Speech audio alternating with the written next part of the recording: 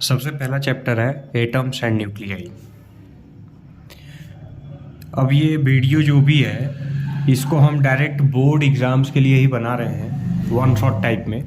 तो इसमें बहुत ज़्यादा एक्स्ट्रा टॉपिक्स नहीं बताएंगे, सीधे पॉइंट पे आते हैं। पहला टॉपिक इसमें आता है थॉमसन का मॉडल। जे थॉमसन के मॉडल में हम लोगों ने पढ़ा था कि ये जो प्लम पुडिंग मॉडल इसको कहा जाता है। इसमें जे थॉमसन ने कहा कि जो पॉजिटिव चार्ज होगा, यानी कि जो भी एटम होगा वो स्फेरिकल होगा, इसका पॉजिटिव चार्ज पूरे एटम में इवनली डिस्ट्रीब्यूटेड होगा, और जो निगेटिव चार्ज होंगे वो कहीं कहीं पे एम्बेडेड होंगे, यानी कि धंसे हुए होंगे। ये मॉडल काफ़ी हद तक सक्सेसफुल रहा। इसने कुछ चीज़ें एक्सप्लेन भी की, लेकिन कुछ चीज़ें एक्सप्लेन करने में, जैसे इसने एटम्स की न्यूट्रलिटी एक्सप्लेन कर दी, बट कुछ चीज़ों में इसके ड्रॉबैक्स भी रहे। इसका सबसे पहला ड्रॉबैक्स ये रहा कि ये कभी एक्सप्लेन नहीं कर पाया जो स्पेक्ट्रल लाइंस ओरिजिन होती हैं हाइड्रोजन एटम और अदर एटम्स के केस में, वो जे थॉमसन का मॉडल कभी एक्सप्लेन नहीं कर पाता है। यहाँ पे इनका ये पहला फेलियर निकल के आता है। दूसरा फेलियर इनका ये था कि रदरफोर्ड के जो अल्फा स्कैटरिंग एक्सपेरिमेंट थे, उससे जो रदरफोर्ड ने थ्योरी दी कि जो टोटल का टोटल न्यूक्लियस होगा वो एक कोर में, मैसिव कोर में ही होता है। जो टोटल का टोटल पॉजिटिव चार्ज होता है, जिसको हम न्यूक्लियस कहते हैं, वो एक मैसिव कोर में होता है। बाकी का बाकी एटम जो होता है वो खाली होता है। ये दो बड़े ड्रॉबैक्स निकल के आए जे थॉमसन के, जो फिर आगे रदरफोर्ड की थ्योरी आती है। रदरफोर्ड ने क्लियरली ये बताया अपने अल्फा स्कैटरिंग एक्सपेरिमेंट से कि एक्चुअल में एटम है कैसा। तो सबसे पहले आप अल्फा स्कैटरिंग एक्सपेरिमेंट देख लो। रदरफोर्ड ने क्या किया, एक गोल्ड फाइल ली और उस पर अल्फा पार्टिकल्स की बम्बार्डमेंट कराई। इनका एक्सपेरिमेंटल सेटअप मैं यहाँ ड्रॉ कर दे रहा हूँ, इसको आप लोग अच्छे से देख लेंगे। एक वैक्यूम चैम्बर है जिसमें कि लेड का ब्लॉक लगा हुआ है। इस लेड के ब्लॉक में बीच में ये अल्फा पार्टिकल इमिट करने के सोर्स होते हैं, ठीक है। और यहाँ एक गोल्ड फाइल है, पीछे जिंक सल्फाइड की प्लेट होती है। ये जिंक सल्फाइड की प्लेट जो होती है ये ल्यूमिनीफेरस होती है, या हम ये कह सकते हैं फ्लोरोसेंस है। जैसे ही इससे कोई भी चार्ज पार्टिकल टकराएगा ये क्या होगी, ग्लो करनी शुरू हो जाएगी। अब यहाँ से जब अल्फा पार्टिकल्स का बम्बार्डमेंट इस पर कराया जाता है तो देखा जाता है कि कुछ अल्फा पार्टिकल सीधे निकल जाते हैं, बट कुछ अल्फा पार्टिकल एक एंगल पे डेविएट हो जाते हैं, मान लिया एंगल थीटा पे। अब इससे जो इनकी थ्योरी निकल के आती है, इन्होंने कहा कि जो मोस्ट ऑफ द पार्ट होगा एटम का वो खाली होगा। पहला, क्योंकि लगभग अल्फा पार्टिकल सीधे निकल जाते हैं। दूसरा, बहुत कम अल्फा पार्टिकल जो हैं वो स्मॉल एंगल से डेविएट होते हैं, यानी कि जो पॉजिटिव चार्ज है वो कहीं पे एक जगह इकट्ठा हो चुका है। तीसरा, इन्होंने कहा कि अप्रॉक्सीमेटली 18 से या 20,000 में से एक कोई ऐसा अल्फा पार्टिकल होगा जो अपने पाथ पे वापस लौट आएगा। इसका मतलब एटम के बीच में, एकदम इस एटम के एकदम बीच में एक मैसिव कोर है जिसमें टोटल का टोटल पॉजिटिव चार्ज होता है, जिसको हम न्यूक्लियस कहते हैं, ठीक है। इसके बाद इन्होंने एक्सपेरिमेंटल और थ्योरेटिकल वैल्यूज अल्फा पार्टिकल की स्कैटरिंग की सेटअप की। वो ग्राफ कई बार पूछा है, ग्राफ हम यहाँ बना दे रहे हैं, आप लोग को देख लेना है। ग्राफ अप्रॉक्सीमेटली आपका ऐसा आता है, ठीक है, जिसमें थ्योरेटिकल वैल्यू यहाँ होती है, ये थ्योरेटिकल वैल्यू है आपकी, और एक्सपेरिमेंटल वैल्यू यहाँ होगी। इसमें ग्राफ किसके किसके बीच में है, ये नंबर ऑफ अल्फा पार्टिकल इधर, और इधर angle of scattering, angle of scattering जो थीटा है, ठीक है। हम चलते एकदम मेन टॉपिक पे अपने, जो है क्लोजेस्ट अप्रोच। सबसे पहले आप समझ लो अल्फा पार्टिकल क्या होता है। जब हीलियम के न्यूक्लियस से हम दोनों हीलियम एटम से दोनों इलेक्ट्रॉन निकाल देते हैं और सिर्फ हीलियम का न्यूक्लियस बचता है, यानी कि हीलियम के पास क्या होता है, 2 इलेक्ट्रॉन 2 प्रोटॉन। अब हम ये दोनों इलेक्ट्रॉन अगर हम निकाल दें हीलियम से, तो हीलियम के पास क्या बचेगा, 2+ चार्ज, और इसका एटॉमिक मास कितना होगा, एटॉमिक मास ये हो जाएगा 4। एटॉमिक मास 4 कैसे कर रहे हैं, 2 प्रोटॉन प्लस 2 न्यूट्रॉन लेकर के, ठीक है। क्लोजेस्ट अप्रोच क्या होगा, इसको आप देखिए, क्लोजेस्ट अप्रोच क्या होगा। मान लिए कि ये हमारा मैसिव कोर है और ये न्यूक्लियस का अप्रॉक्सीमेट रेंज है, अप्रॉक्सीमेट रेंज यानी कि जहाँ पे कोई भी प्लस चार्ज इसके आगे नहीं बढ़ सकता है। ठीक है, अब मान लिया कि कोई अल्फा पार्टिकल यहाँ से मोशन में आ रहा है, चल रहा है, यहाँ तक पहुँचेगा और यहाँ पे आके ये वापस लौटना शुरू हो जाएगा। अभी बताए थे ना कि 20,000 में से कोई एक पार्टिकल वापस लौटेगा। तो अब ये जो डिस्टेंस बचता है न्यूक्लियस के सेंटर और जहाँ तक अल्फा पार्टिकल मैक्सिमम पहुँचा है, इसको कहते हैं हम क्लोजेस्ट अप्रोच R0। इसको फाइंड कैसे करेंगे? एकदम सिंपल तरीका है, हम यूज करेंगे law of conservation of energy का। हम लोग पढ़े हैं कि जैसे जैसे काइनेटिक एनर्जी चेंज होती है वो पोटेंशियल में बदलती है, फिर पोटेंशियल एनर्जी काइनेटिक बदल जाती है। तो ये एक ऐसा पॉइंट होगा जहां पे टोटल की टोटल काइनेटिक एनर्जी पोटेंशियल में बदल गई होगी। अब सबसे पहले हम काइनेटिक एनर्जी लिख लेते हैं। तो काइनेटिक एनर्जी होगी हाफ mv²। मान लेंगे अल्फा पार्टिकल का मास m है, v उसकी वेलोसिटी है, ये बराबर होगी पोटेंशियल एनर्जी के। पोटेंशियल एनर्जी कैसे लिखते हैं? 1/4πε0 पहला चार्ज इनटू दूसरा चार्ज बाई में डिस्टेंस। ये वाला फॉर्मूला अगर याद नहीं है पोटेंशियल एनर्जी के लिए तो हम बता देते हैं। लिखा जाता है पोटेंशियल एनर्जी या वर्क डन का फॉर्मूला 1/4πε0 Q1 Q2 बाई में R। अब यहाँ Q1 क्या है? अल्फा चार्ज किसका? अल्फा पार्टिकल का। ठीक है, और ये Q2 क्या है? चार्ज किसका? न्यूक्लियस का। अब हम ये तो क्लियर है नहीं कि हम कौन सा न्यूक्लियस यहाँ पे ले रखे हैं, कौन सी न्यूक्लियाई ले रखे हैं, इसलिए मान लिए इसका एटॉमिक नंबर कितना है? एटॉमिक नंबर है Z। ठीक, अब जब एटॉमिक नंबर Z माने हैं और एक प्रोटॉन पे कितना चार्ज होता है तो प्लस E के बराबर, तो उसका चार्ज ले लिए इतना हम, कितना? ZE। अब इसको हम सॉल्व कर लेंगे। Half mv² = 1/4πε0। ठीक है, ये हो जाएगा 2ZE² बाई में R0। हमको ये R0 चाहिए क्लोजेस्ट अप्रोच, इसको इधर ट्रांसफर कर देंगे, ये टोटल वैल्यू इधर ट्रांसफर हो जाएगी। तो R0 की वैल्यू हो जाएगी यहाँ से 1/4πε0 2ZE² बाई में हाफ mv²। इसको हम ऐसे भी लिख सकते हैं R0 = 1/4πε0 2ZE² बाई में काइनेटिक एनर्जी। ये हाफ mv² को मैंने एक बार काइनेटिक एनर्जी लिख दिया है। इसको चाहे तो हम थोड़ा सा सिंप्लीफाई भी कर सकते हैं। इसको अब हम नीचे इधर सिंप्लीफाई कर रहे हैं। R0 = हो जाएगा 1/4πε0 4ZE² बाई में mv²। 4ZE² कैसे? ये 2 था, ये ऊपर चला जाएगा, मल्टीप्लाई हो जाएगा, 4 से 4 ये हो जाएगा कैंसिल, यानी कि R0 की वैल्यू आ जाएगी हमारे पास ZE² बाई में πε0 mv²। ये क्लोजेस्ट अप्रोच की एक वैल्यू ये होगी, एक वैल्यू ये हो जाएगी क्लोजेस्ट अप्रोच के लिए। क्लियर है? सेम क्लोजेस्ट अप्रोच को अब हम इस 1/4πε0 की जगह पे कांस्टेंट k लिख के करेंगे, और करके लिख लेते हैं। आप ये वाला भी डेरिवेशन यूज कर सकते हो। Half mv² = k 2EZE upon में R0, या half mv² = 2k ZE² upon R0, और R0 = 2k ZE² upon half mv²। अब इसके आगे हम इस 2 को ऊपर ट्रांसफर कर देंगे। R0 = 4k ZE² अपॉन में mv²। अब यहाँ पे ये जो k है इसकी जगह मैंने 1/4πε0 की जगह सब्सटीट्यूट किया है, तो एक छोटा डेरिवेशन भी आप यूज कर सकते हो क्लोजेस्ट अप्रोच के लिए। अब यहाँ पे अगर ये सोच रहे हैं कि क्लोजेस्ट अप्रोच पूछेगा कि नहीं पूछेगा, तो इसका एक बड़ा इंपॉर्टेंट क्वेश्चन है साइज ऑफ द न्यूक्लियस को लेकर के।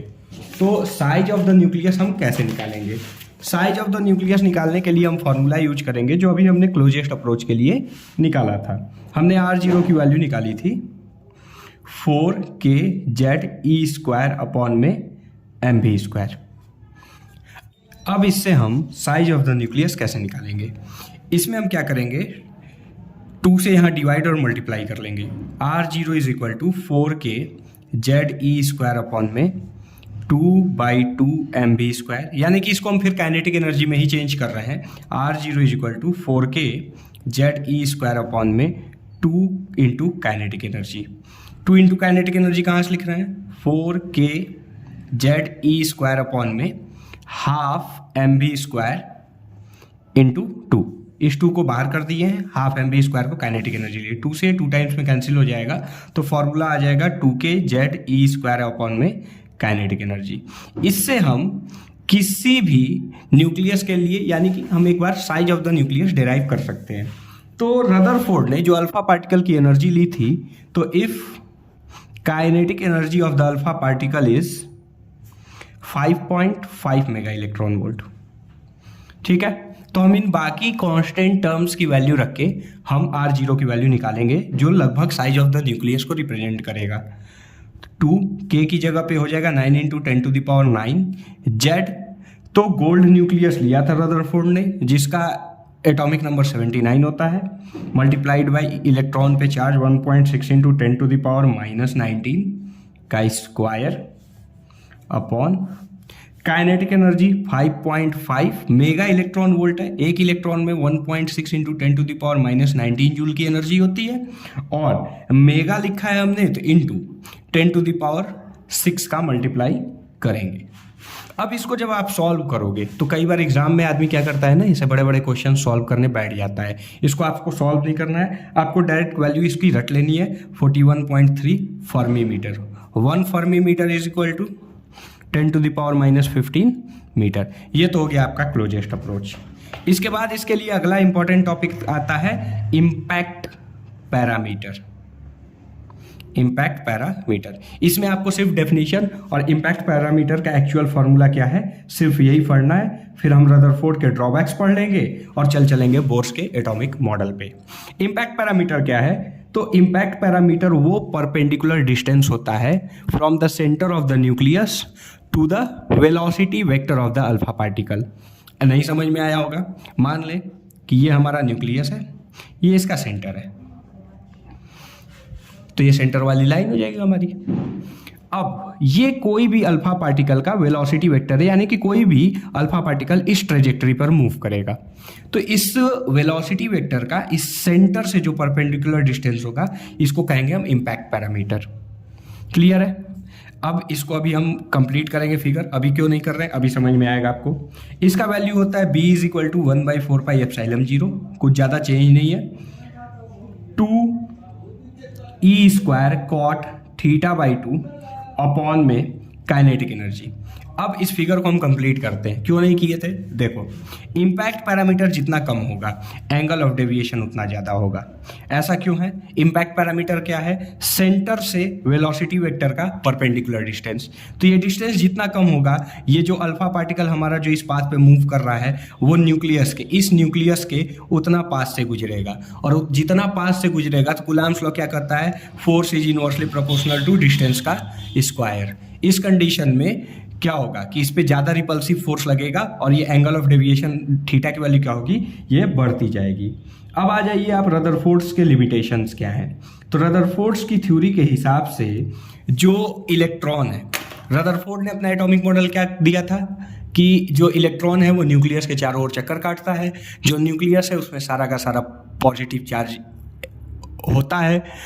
अब इसके पहला ड्रॉबैक ये आता है कि अगर कोई भी चार्ज, मान लिया इलेक्ट्रॉन है, अगर ये न्यूक्लियस के चारों ओर ऐसे चक्कर काट रहा है, तो हम लोगों ने पढ़ा था किसमें, ईएम वेव में हम लोग पढ़े थे कि कोई भी एक्सीलरेटेड चार्ज पार्टिकल जब मूव करता है तो वो इलेक्ट्रिक और मैग्नेटिक फील्ड दोनों देता है। इस कंडीशन में ये कॉन्टिन्यूसली एनर्जी इमिट करेगा और ये धीरे धीरे धीरे धीरे आकर के न्यूक्लियस पे गिर जाएगा और एटम डिस्ट्रॉय हो जाएगा। तो इन्होंने पहले तो एटम की स्टेबिलिटी एक्सप्लेन नहीं की। सेकेंडरी थिंग क्या प्रॉब्लम हुआ कि ये कॉन्टिन्यूस इमिशन दिखाते हैं स्पेक्ट्रम का, या एनर्जी का कॉन्टिन्यूस स्पेक्ट्रम बताते हैं, बट कभी भी एटम्स में हमने पढ़े, हम आगे अभी पढ़ेंगे कि जो स्पेक्ट्रम का जो ये इमिशन या एब्जॉर्प्शन है वो कॉन्टिन्यूस नहीं होता है, डिस्क्रीट मैनर में होता है। डिस्क्रीट मतलब बंडल्स के फॉर्म में, यानी कि एक सर्टेन अमाउंट की एनर्जी एब्जॉर्ब या इमिट करेगा, अदरवाइज उसके बीच में कोई एनर्जी एब्जॉर्ब या इमिट नहीं करता है। दूसरी चीज़ें, ये स्टार्क और जीमान इफेक्ट को भी एक्सप्लेन नहीं कर पाए थे। यही सेम कि ये स्टार्क और जीमान इफेक्ट को एक्सप्लेन नहीं कर पाते हैं, ये बोर का भी एक ड्रॉबैक है जिसको अभी हम बताएंगे। नेक्स्ट टॉपिक है हमारा बोर्स का एटॉमिक मॉडल। इसमें हम 2 प्रूफ बताएंगे, वो आपको एकदम ध्यान से पढ़ना है। बोर्स का एटॉमिक मॉडल, बोर का एटॉमिक मॉडल में पहला जो पॉइंट आता है, ये कहते हैं कि इस पहले पॉइंट का नाम है न्यूक्लियर कॉन्सेप्ट। ये सेम बात रिपीट करते हैं कि कोई भी जो इलेक्ट्रॉन है वो न्यूक्लियस के चारों ओर चक्कर काटता है और इसको जो रिक्वायर्ड सेंट्रीपिटल फोर्स होता है, यानी कोई भी इलेक्ट्रॉन है वो इस न्यूक्लियस के चारों ओर चक्कर काट रहा है, तो इसके लिए जो रिक्वायर्ड सेंट्रीपिटल फोर्स होगा वो इलेक्ट्रोस्टैटिक फोर्स ऑफ अट्रैक्शन से मिलेगा। दूसरा क्वांटाइजेशन कंडीशन, इसका मैं प्रूफ भी बताऊंगा। दूसरा टॉपिक है क्वांटाइजेशन कंडीशन। क्वांटाइजेशन कंडीशन में ये बताते हैं कि कोई भी इलेक्ट्रॉन सिर्फ उसी ऑर्बिट में चक्कर काटेगा जिसके लिए उस इलेक्ट्रॉन का एंगुलर मोमेंटम यानी कि एम्बियर h/2π के इंटीग्रल मल्टीपल के बराबर होगा। यानी कि अगर किसी इलेक्ट्रॉन का एंगुलर मोमेंटम h/2π के इंटीग्रल मल्टीपल के बराबर होता है तो वो उस सर्टेन ऑर्बिट में चक्कर काटेगा और उस सर्टेन ऑर्बिट में चक्कर काटते हुए वो एनर्जी का इमिशन नहीं करेगा। इसीलिए थर्ड पॉइंट आ जाता है स्टेशनरी ऑर्बिट का। थर्ड पॉइंट आ जाता है स्टेशनरी ऑर्बिट का। इसमें ये कहते हैं कि अगर कोई भी इलेक्ट्रॉन उस ऑर्बिट में चक्कर काट रहा है जिसके लिए उसका एंगुलर मोमेंटम h/2π के इंटीग्रल मल्टीपल के बराबर है तो एनर्जी का इमिशन नहीं करेगा। अब क्वांटाइजेशन कंडीशन का हम प्रूफ करेंगे। क्वांटाइजेशन कंडीशन को प्रूफ करना बहुत सिंपल है। मान लेंगे कि कोई भी इलेक्ट्रॉन r रेडियस के ऑर्बिट में चक्कर काटेगा, तो पहला वाला रेडियस में हम r1 मान लेंगे, ये न्यूक्लियस हो जाए। दूसरा वाला रेडियस r2 मान लेंगे। ऐसे ही तीसरा r3, लास्ट वाले को, थर्ड वाले को मान लिया r3 है इसका रेडियस, लास्ट वाले का रेडियस rn मान लेंगे या r मान लेंगे। अब डुअल नेचर से हमको ये पता चलता है कि इलेक्ट्रॉन दोनों प्रॉपर्टी रखता है, पार्टिकल नेचर की भी और वेव नेचर की भी। अब जब इलेक्ट्रॉन पार्टिकल और वेव नेचर दोनों की प्रॉपर्टी रखता है तो मान लेंगे कि पार्टिकल नेचर होगा तो ऐसे सर्कुलर पाथ पे चक्कर काटेगा रेडियस के, तो एक चक्कर में कितनी दूरी तय करेगा या कितना डिस्टेंस कवर कर लेगा 2πr सरकमफ्रेंस के बराबर। लेकिन पहले में अगर मान ले हम उसको वेव मान लें तो उसकी वेवलेंथ कितनी होगी, लैम्डा। मान लिया कि इसकी वेवलेंथ कितनी होगी, लैम्डा। ठीक है। दूसरे वाले ऑर्बिट के लिए इसका सरकमफ्रेंस कितना हो जाएगा, तो मान लेंगे 2πr2 और वेवलेंथ कितना मान लेंगे, तो वेवलेंथ हम मान लेंगे इसके लिए 2 लैम्डा। सिमिलरली लास्ट n वाले के लिए हम रेडियस मान लेंगे r, तो सरकमफ्रेंस हो जाएगा 2πr और वेवलेंथ हो जाएगा n लैम्डा। यहाँ से हम लिख सकते हैं लैम्डा इज इक्वल टू, हम लोग पढ़े थे, lambda is equal to h/mb। यहाँ पुट कर देंगे 2πr is equal to n h/mb। mb इधर ट्रांसफर कर देंगे और 2π को इधर, तो mb यहाँ ट्रांसफर कर दिए, r छोड़ दिए हैं, 2π को इधर ट्रांसफर कर देंगे NH में 2π और ये बोर की क्वांटाइजेशन कंडीशन प्रूफ हो गई। अगला है फ्रीक्वेंसी कंडीशन।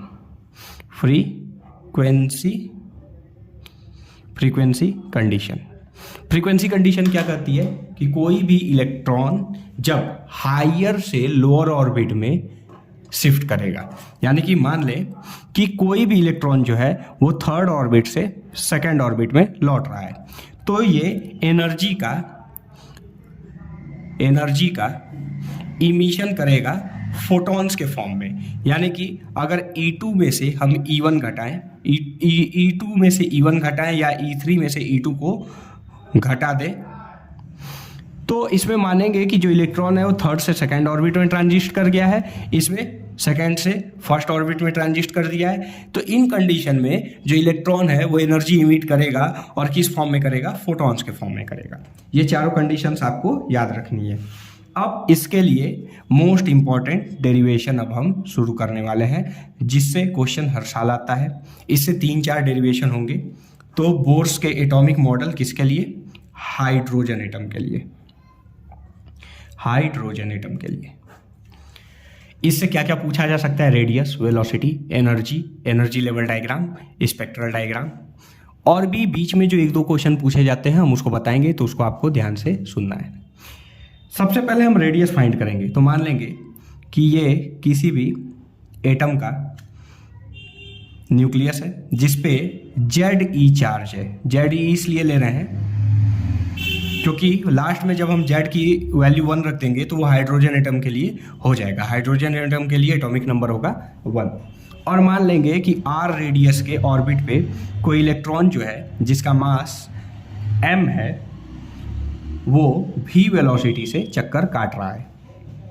ठीक है, तो अभी हम बताएं कि सबसे पहला कंडीशन क्या था कि बोर कहता है कि जो इलेक्ट्रॉन है उसको रिक्वायर्ड सेंट्रीपिटल फोर्स कौन प्रोवाइड करेगा, तो प्रोवाइड करेगा फोर्स ऑफ अट्रैक्शन और force of attraction between electrons and nucleus.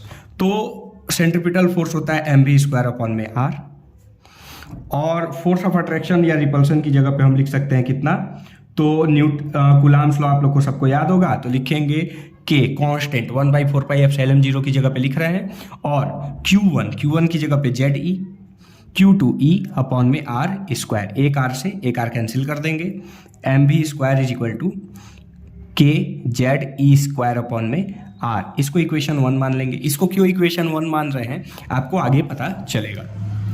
ये तो हो गया, या यहाँ से हम r की वैल्यू निकाल दें तो आ जाएगा k ze²/mv², लेकिन ये r की रेडियस की फाइनल वैल्यू नहीं है, इसको हम मान लेंगे इक्वेशन नंबर 2।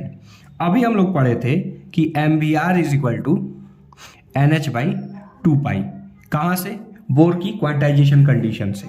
यहाँ से r की वैल्यू कितनी होगी nh/2πmv, ये इक्वेशन नंबर 3।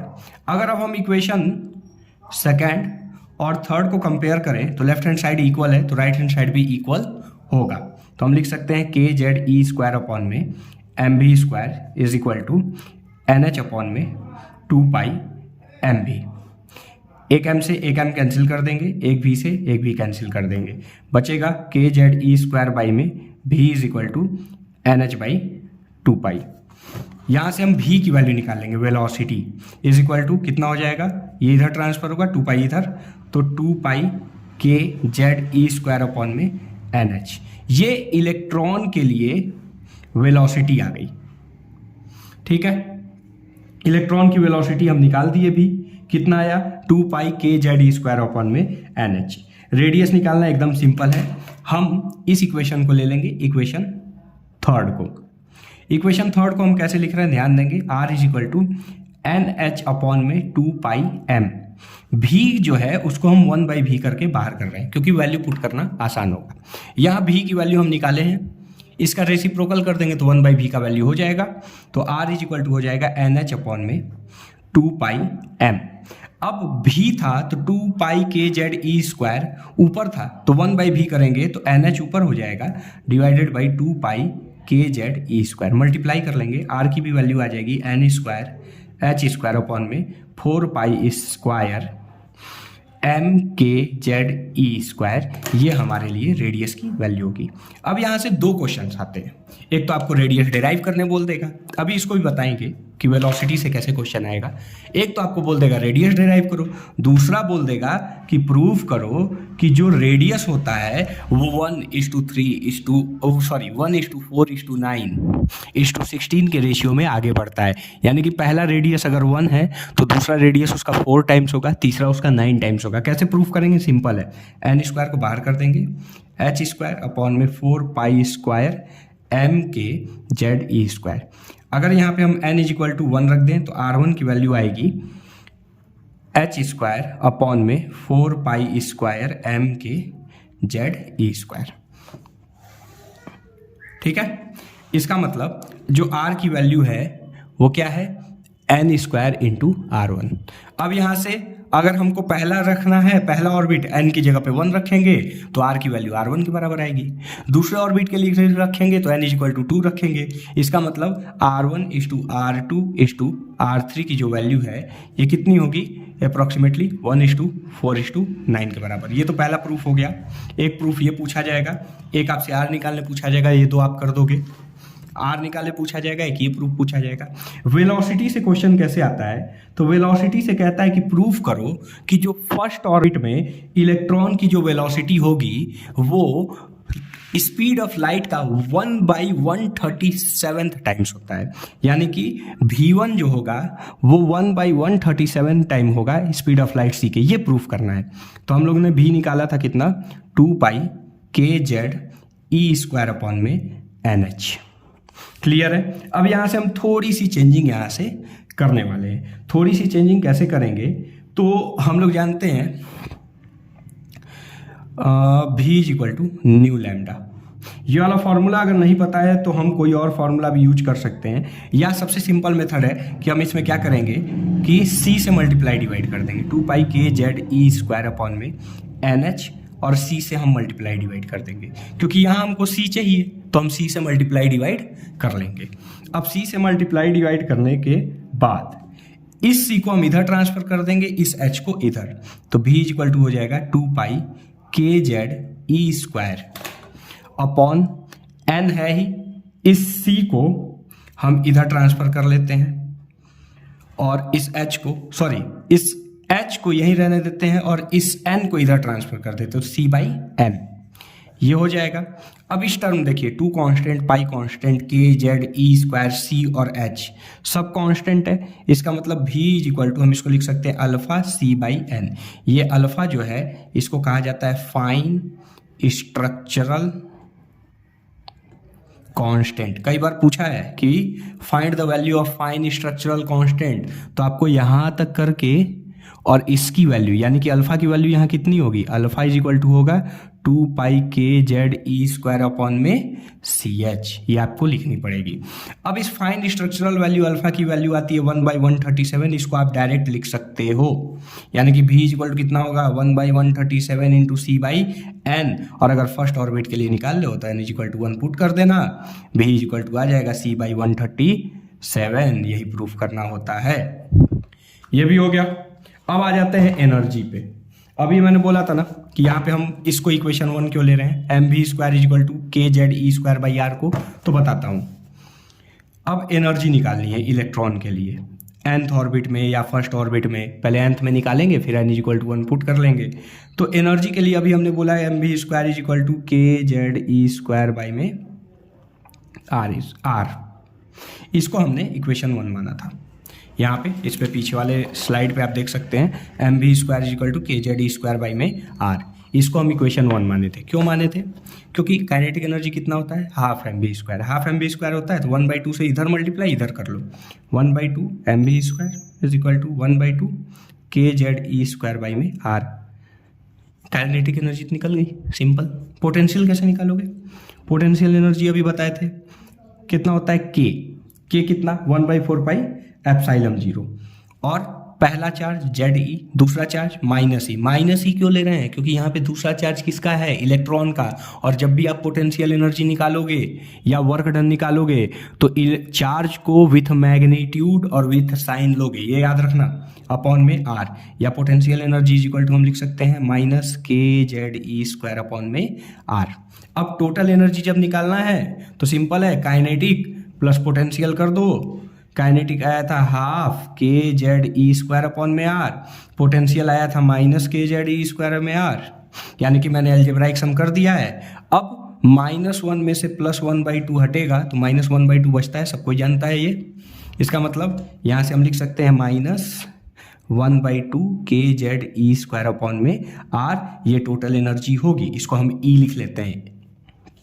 लेकिन ये तो -1/2 kze² आप छोड़ दो, r की वैल्यू आपको पता है, अभी हमने निकाली थी। r की वैल्यू अभी हमने कितनी निकाली थी, n², हम वैल्यू डायरेक्ट पुट कर दे रहे हैं, n² h²/4π² mkze², इसको ऊपर ट्रांसफर कर देंगे तो e की वैल्यू आ जाएगी -1/2 kze² 4π² mkze² अपॉन में n² h²। इसको मल्टीप्लाई कर लीजिए, e की आपकी वैल्यू आ जाएगी -1/2 4π² mk² z² e⁴ में n² h²। 2 से इसको 2 टाइम्स में कैंसिल कर दीजिए, e की वैल्यू आ गई आपकी -2π² mk² z² e⁴ में n² एच स्क्वायर। ये ई की वैल्यू आ गई किसके लिए, nth ऑर्बिट के लिए। यहाँ पे थोड़ा दिख नहीं रहा होगा, सॉरी, इसको आप देख लीजिए फिर से। क्या किए हैं कि इस वैल्यू का मल्टीप्लाई कर दिए हैं, तो ये हो गया है 4 pi square k square M के square Z square E power 4 by n square H square, और 2 से 2 कैंसिल कर दिए तो ये फाइनल वैल्यू बची है। इसी को हम ऐसे लिख देंगे, e is equal to 1 by n square minus कर दिया बाहर 2 पाई स्क्वायर एम के square Z square E power 4 by में एच स्क्वायर। अब आप लोग सोच रहे होंगे सब जेड पे किया है, हाइड्रोजन के लिए कैसे निकालेंगे। तो जेड पे किया है तो हाइड्रोजन के लिए निकालने का सिंपल है, z is equal to 1 put कर देना, सारी वैल्यू हाइड्रोजन पे शिफ्ट हो जाएगी। ठीक है, ये तो हो गया। अब वेवलेंथ कैसे निकालोगे, क्योंकि ऐसा तो है नहीं कि सिर्फ एनर्जी पूछ दे, ये भी तो पूछ सकता है कि ये जो एनर्जी इमिट हो रही है, ये जो रेडिएशन इमिट हो रहा है, इसका वेवलेंथ कितना होगा। तो वेवलेंथ निकालना भी सिंपल है, बता रहा हूं, ध्यान रखेंगे आप लोग। एनर्जी ई कितनी आई है हम लोग की, ई आया है -2 पाई स्क्वायर एम के square Z square E power 4 by में N square H square. E energy है, इसको हम एच न्यू लिख सकते हैं, -2 पाई स्क्वायर एम के square Z square E power 4 by में N square H square. H आप इधर ट्रांसफर कर दो, न्यू इज इक्वल टू हो जाएगा -2 पाई स्क्वायर एम के square Z square E power 4 by में एन स्क्वायर एच का क्यूब। हो गया। न्यू से आगे इस न्यू को चेंज करना है। हम लोग जानते हैं C is equal to nu lambda, it means nu is equal to C by lambda. ये वैल्यू यहाँ पुट कर देंगे, C by lambda is equal to -2 pi square M के square Z square E power 4 by में N square H का cube. हमको क्या चाहिए, लैम्डा की value. 1 by lambda is equal to कितना आ जाएगा, -2 पाई स्क्वायर एम के square Z square E power 4 by में सी एच का क्यूब। इस सी को यहाँ ट्रांसफर कर दिए हैं और 1 बाई एन स्क्वायर को कर दिया हूँ बाहर।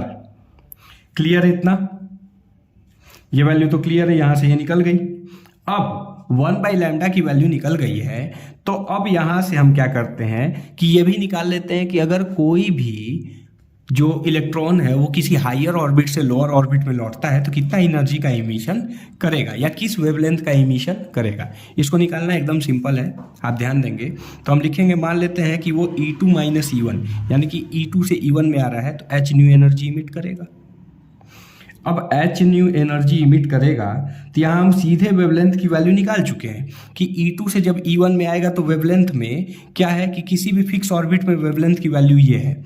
तो जब E2 से E1 में आएगा तो वेवलेंथ कितना होगा, तो हम लिखेंगे 1 by lambda is equal to -2 pi square M के square Z square E power 4 by में सी एच का क्यूब, और इसको लिखेंगे सीधा 1 बाई में n2 का स्क्वायर -1 बाई में n1 का स्क्वायर। माइनस से अंदर मल्टीप्लाई कर लो, 1 by lambda is equal to हो जाएगा 2 पाई स्क्वायर एम के स्क्वायर जेड स्क्वायर ई पावर 4 अपॉन में सी एच का क्यूब, और इसको लिख देंगे 1 बाई में n1 का स्क्वायर -1 बाई n2 का स्क्वायर। ये तो वेवलेंथ निकाल दिया, बार बार इसको इतना बड़ा थोड़ी लिखेंगे, तो हम सीधे क्या लिखेंगे कि अगर z की वैल्यू मान लें 1 या यहाँ से जेड स्क्वायर को कर दे बाहर तो लिखेंगे सीधा 2 पाई स्क्वायर एम के स्क्वायर जेड तो बाहर कर दिया ई पावर 4 अपॉन में सी एच का क्यूब और 1 बाई n1 का स्क्वायर -1 बाई n2 का स्क्वायर, और इसको हम लिखते हैं रिडबर्ग कांस्टेंट यानी कि 1 by lambda is equal to z square R और 1 by n1 square -1 by n2 square. इसी को लिए अगर हम फॉर हाइड्रोजन लिखें फॉर H तो Z इज इक्वल टू 1, तो 1 by lambda is equal to हो जाएगा R 1 बाई में n1 का स्क्वायर -1 बाई n2 का स्क्वायर। आपको R की वैल्यू रट लेनी है क्योंकि काम आएगी। R की वैल्यू होती है आपकी 1.0973 इंटू 10 टू द पावर 7। ये वैल्यू आपको रट लेनी है, मीटर इनवर्स में ये वैल्यू है, ये R की आपकी वैल्यू रटी हुई होनी चाहिए। हाइड्रोजन का एनर्जी लेवल डायग्राम और हाइड्रोजन का spectral diagram. Spectral diagram draw करना एकदम इजी है, डायरेक्ट बता रहा हूँ वैसे ही ड्रॉ करना है। हम लोगों ने अभी 1 बाई लैम्डा की वैल्यू निकाली कितनी, R 1 बाई n1 का स्क्वायर -1 बाई n2 का स्क्वायर। 5 ही सीरीज पढ़नी है, लाइमेन, बाल्मर, पास्चन, ब्रैकेट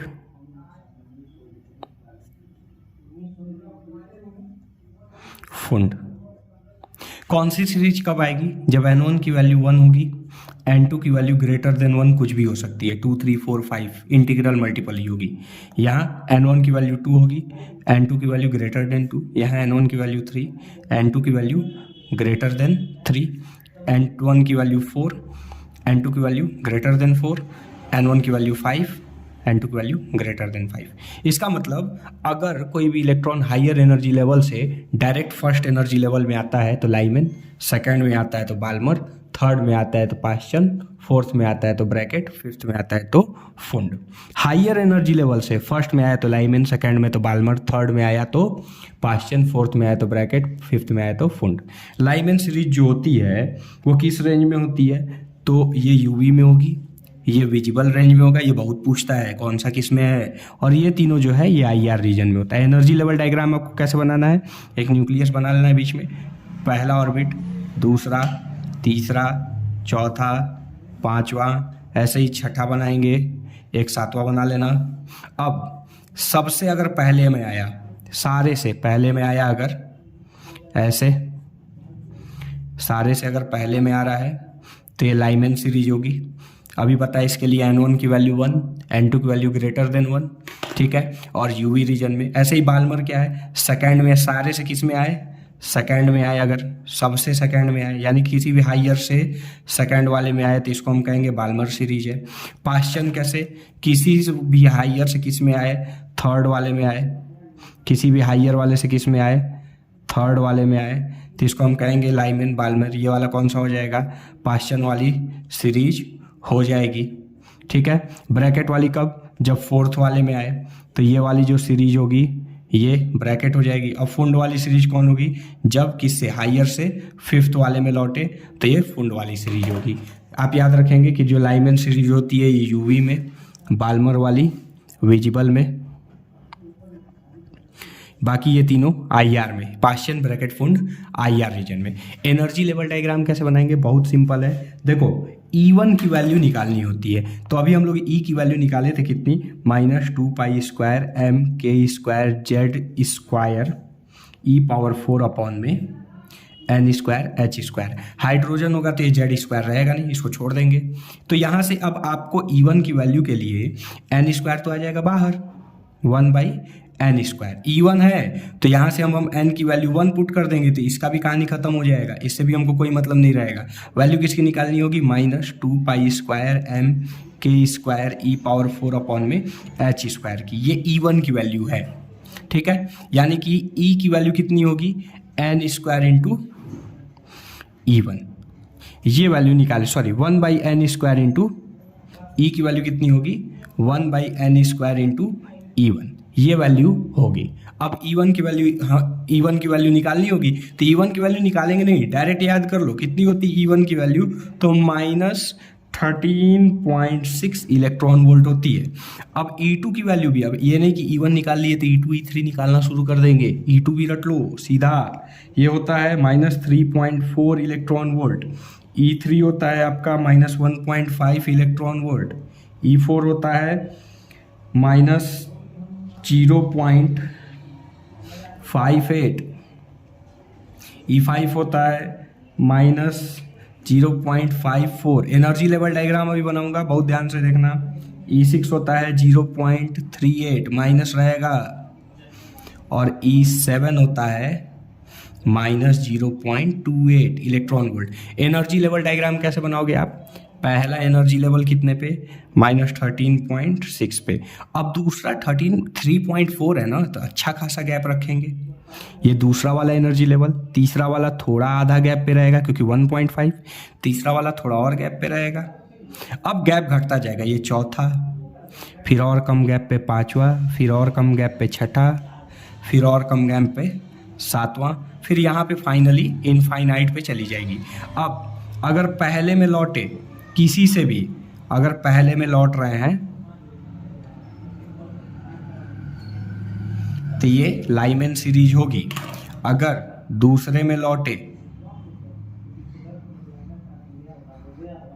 तो ये बाल्मर सीरीज होगी। तीसरे में लौटे सॉरी यहाँ से नहीं, यहाँ से तीसरे में लौटे तो ये पाश्चन सीरीज होगी, चौथे में लौटे ये पाश्चन होगा, अगर चौथे में लौटे तो ये लाइमैन बाल्मर पाश्चन, ये ब्रैकेट सीरीज होगी, इसको बाल्मर लिख लो। और अगर इसके बाद पाँचवें में लौट रहे हैं तो ये फुंड सीरीज होगी।